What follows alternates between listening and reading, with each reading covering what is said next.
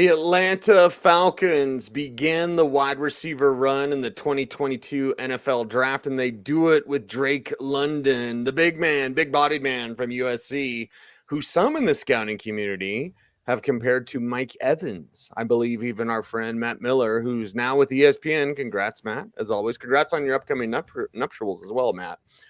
He compared him to Mike Evans. So it's kind of a thing where people say big body, my ball mentality, super strong.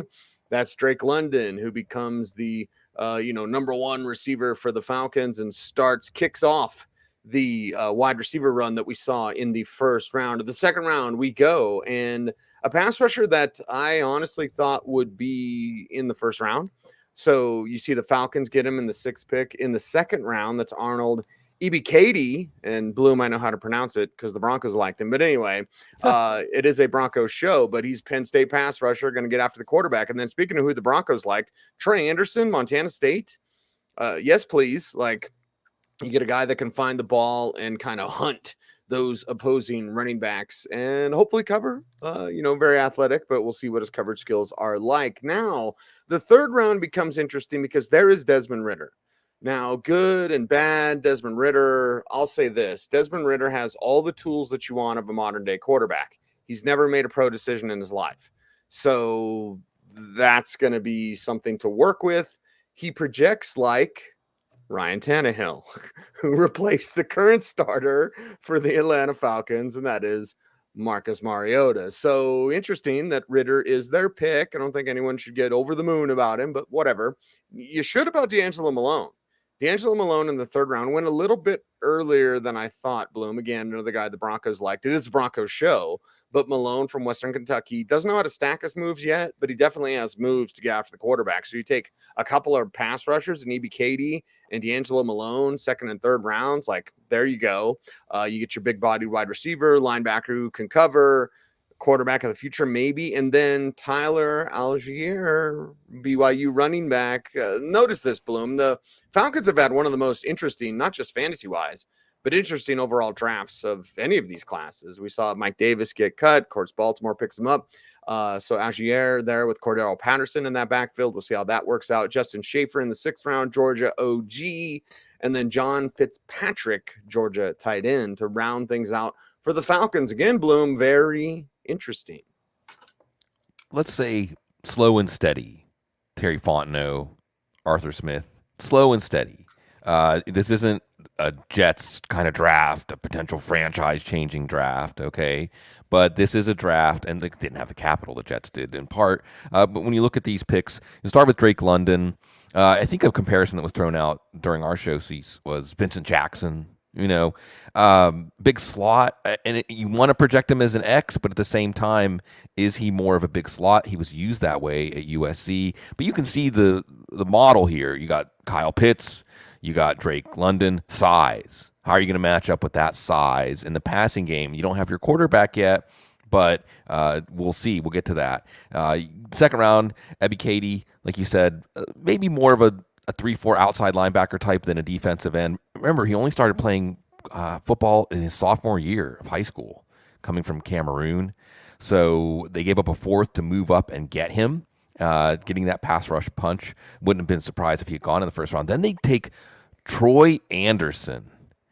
This is one of the most fascinating prospects, in the 16 years we've been doing this. One of the more fascinating prospects. Big Sky, outstanding quarterback, a running quarterback. But I think he was first team Big Sky as a quarterback.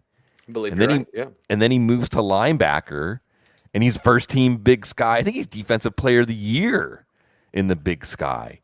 Ultra athletic, one of the most athletic linebacker prospects we've seen in the draft. So real fascinating guy here. They get him, of course, in that Julio Jones trade. Speaking of the Tennessee connection to Atlanta. And then they get Desmond Ridder. I believe the report was that Ridder was their number one quarterback. So this was the guy, if they were going to take a quarterback, that they had at the top of their board. Now, it shows you what they thought of the quarterback class, but Ridder is a player that is athletic. He's improved every year. This is important. Quarterback wins a real thing, a real stat. This program ascended with Desmond Ridder as the quarterback. That's worth May something. I interject, Bloom, just Please quickly? do. And this Yeah. is not against Desmond Ridder at all, but Cincinnati was stacked. Yeah, they got 9 How many players drafted this year. Bearcats? Yeah, I was 9. going to say, how many Bearcats? 9 They times. did, but So, and Ritter was a great leader, and Ritter did right. lead him to those wins, and he did take him further than anyone thought they could. But Right. I've said it like this on air locally. It's not like it was Ritter and a bunch of slappies. No, but it's cool by association, right? I mean, how much of that is Ritter's leadership? It might be in the single percentage points, but the point is, while he was the quarterback, the leader of the team, that team reached heights, as you said, Cease, that they never had before. And a lot of players, and look, you can say they got 9, Cease, it's a chicken or an egg, right? They got 9 players drafted, breaking the record previously of 6.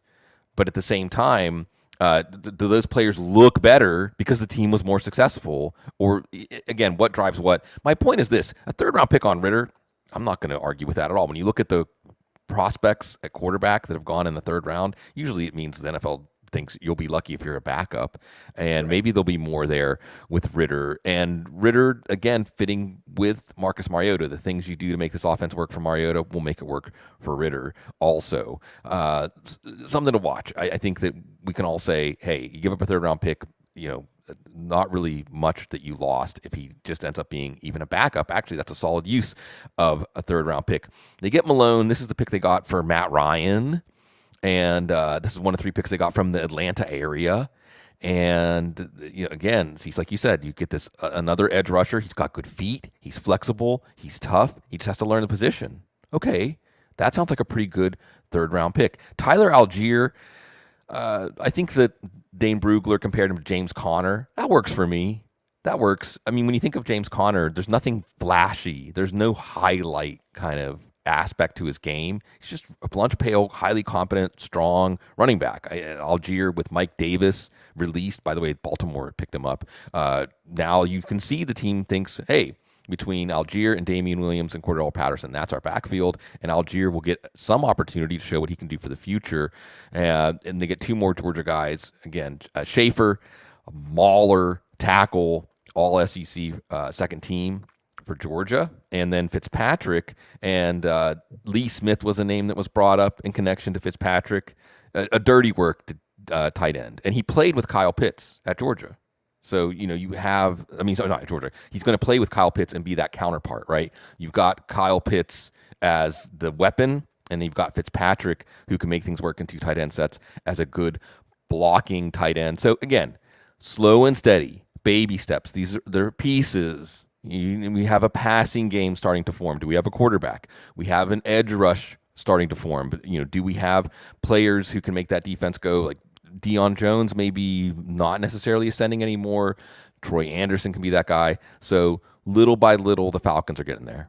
No, I like what they did, honestly, and I like the fact that they don't overreact to quarterback. How many mocks did you see? Like, they might take a quarterback. Right. How many mocks did you see Desmond Ritter at 8? You know what I mean? Like, come on, Ritter was never going to go there if you were hip to what was going on. Now, I actually like what they did in undrafted free agents. Now, not a lot, according to the list we're looking at, but Stanley Berryhill, wide receiver from Arizona. I actually wrote him up at denverfan.com. I wrote him up for the Broncos to look at. So I'm at the Shrine Bowl. There's your drink.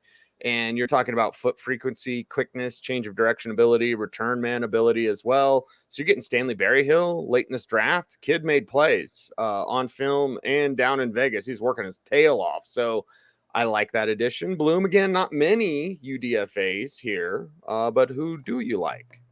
How about Tyler Vrabel? Sound familiar? The name? That's Mike Vrabel's son. And Boston College offensive line. That's usually a good combination. So let's keep tabs.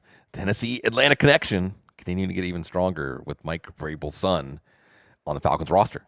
Yeah, well, let's get to the Carolina roster and what they did in this draft. And again, we sat there early on in this draft and we're like, well, what's Carolina going to do? There's got to be a quarterback in here somewhere, right? There is, spoiler alert, but it's not where some people thought it would be. But first, Ikem Ekwonu, best tackle in this class, Bloom, best tackle in this class. So start on the offensive line. Is he Tristan Wirfs? Sure, fine. But you get a aggressive blocker who is very good in pass protection. And so you get a complete tackle there and you start things out the right way. Again, you're going to build on your offensive line. You're going to build in the core of your team. Carolina did that. This is a team that has Matt Rule basically on his final year, in my opinion. So they didn't draft with desperation of that, which is good. That's a good sign. It means also the GM, the front office is in control. Matt Corral, third round pick. Now we talked about Corral. Was it last week, Bloom, when we talked about like his, party boy The ways? party boy, yeah. Yeah. And I wasn't and wouldn't be intimidated by the fact that he had problems with depression and alcohol. He's been through stuff. He came out on the other side. He's a resilient kid.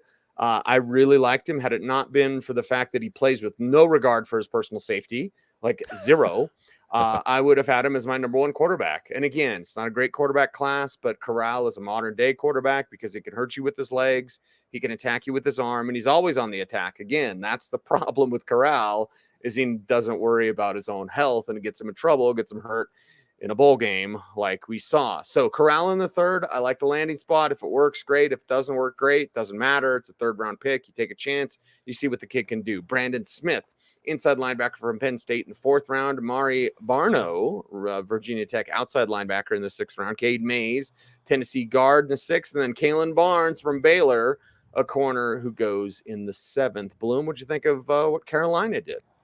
Not too bad. Like you said, Cecil, they're in the lurch, right? They can only get Ben McAdoo to come and be the offensive coordinator.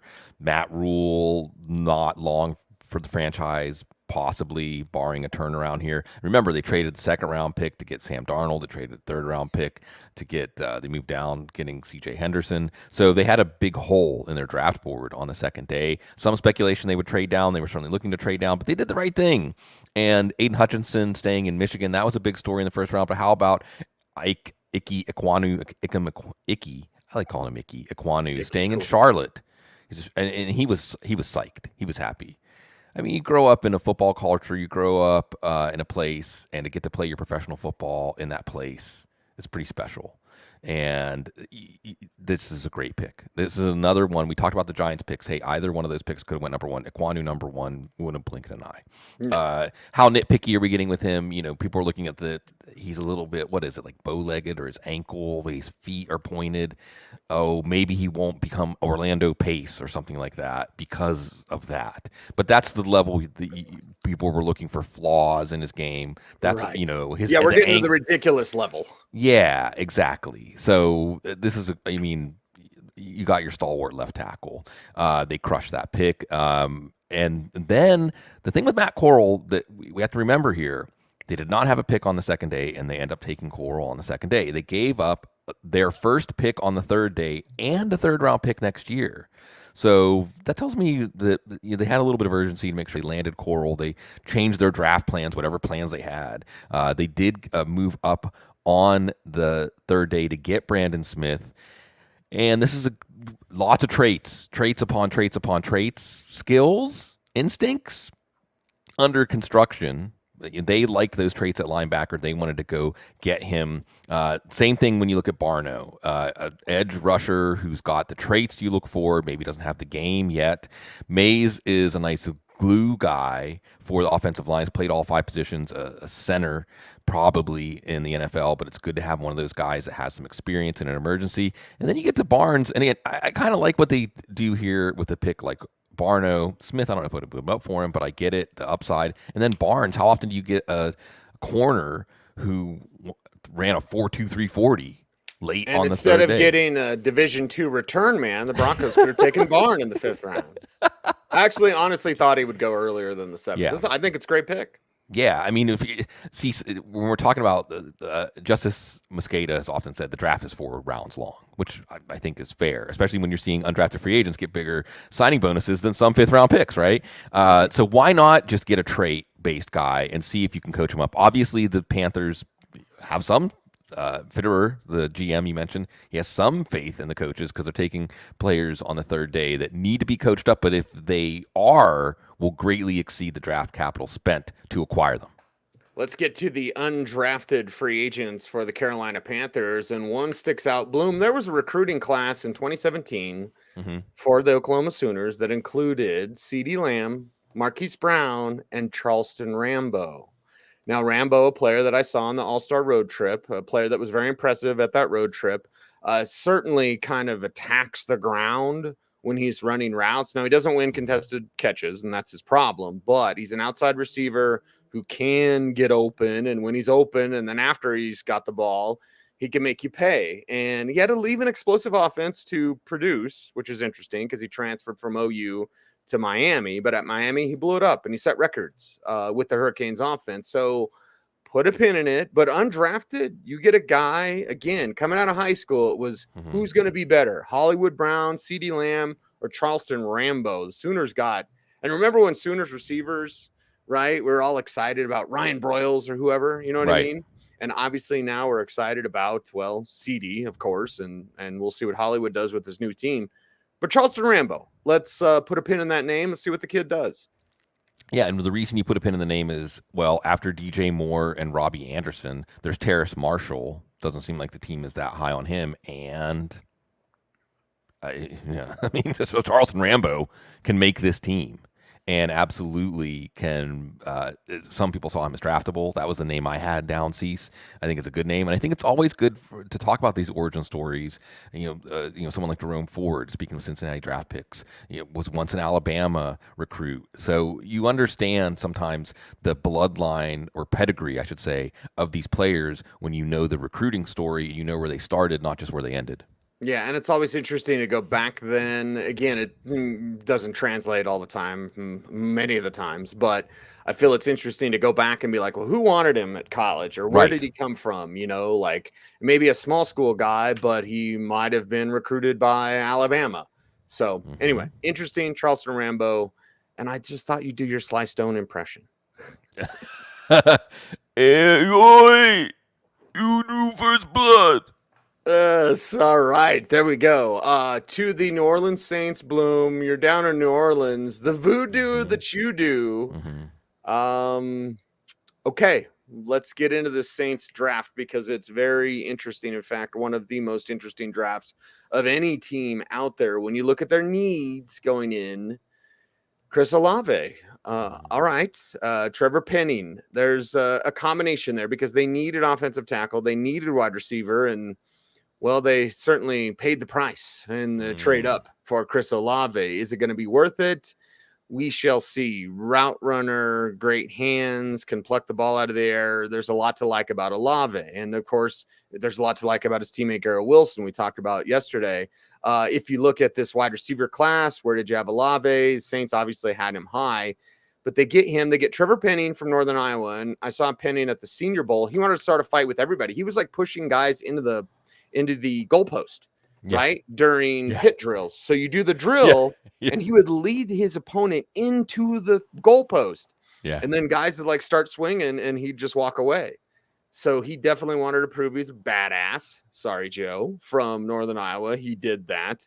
Second round, Alontae Taylor, Tennessee corner. Fifth round, DeMarco Jackson, App State inside linebacker. Jordan Jackson, Air Force defensive tackle in the sixth round there as well.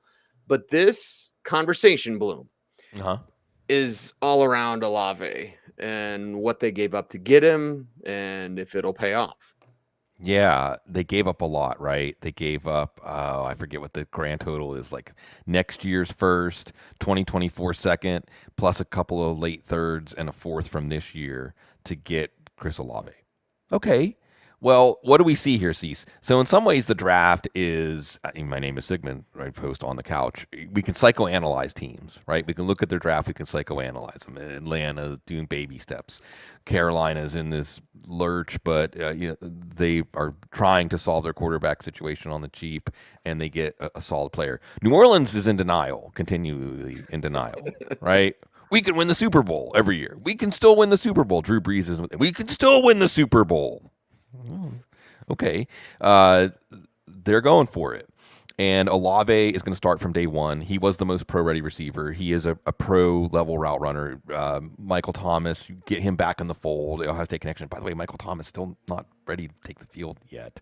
So maybe Olave could really, truly be the number one receiver for this team right away. You get Trevor Penning. Yeah, he's not from a pure prospect level, a Charles Cross or an Ike Ekwonu or an Evan Neal, but you like this guy, right? I mean, you like that demeanor. You want the guy who's going to get 15-yard penalties against him because he's frustrating his opponent, right? He did it first. He's always going to be the guy who does it first, right? Right. He's got the length. He's got the athleticism. Teron Armstead goes to Miami in free agency, and they get their guy. Penning falls to them. And then they get Alontae Taylor in second round, another long corner with some speed. So you hope that they've now set themselves up looking at their cornerbacks for the future. Taylor, obviously, they're projecting as a starter. And then, again, because of all those picks they give up to move up for Olave, they just end up with two of the Jackson 5.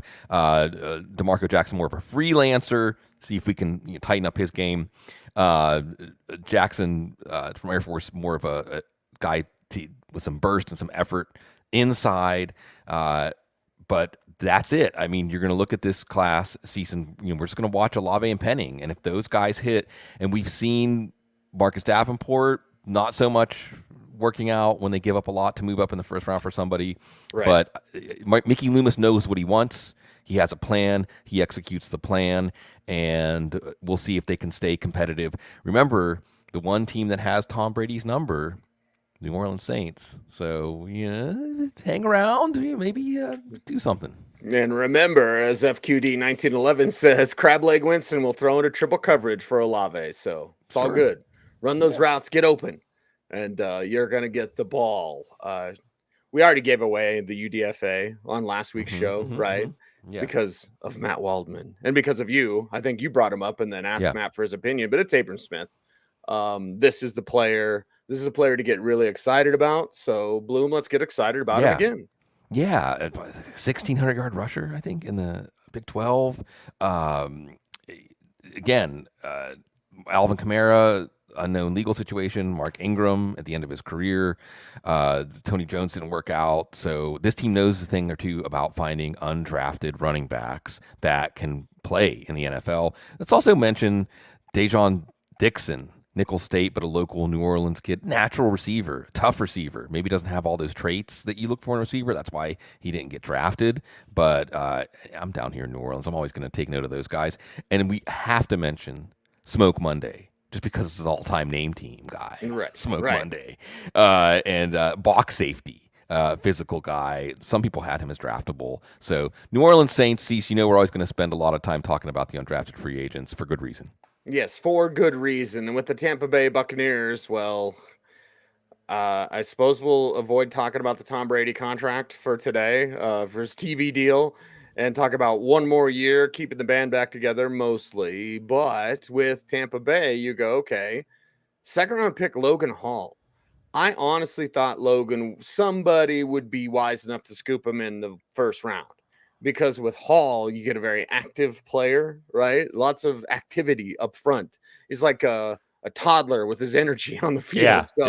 You like that on the field on the defensive line where you can move him around the defensive line. So you like seeing that. Logan Hall in the top of the second round, I applaud that pick. Luke Gadecki, Central Michigan offensive tackle, also in the second round. Third round, Rachaad White. Get him in space. Don't ask him to run between the tackles. Don't ask him to, break tackles. That's not his game. But if you get him in space as a runner and as a receiver, now you've got a weapon. You've got an asset. So Rachaad White, exciting from a playmaking standpoint, not from he's a featured back sleeper standpoint. No, he's a piece. He's a complementary piece in the committee, and he can be a good one.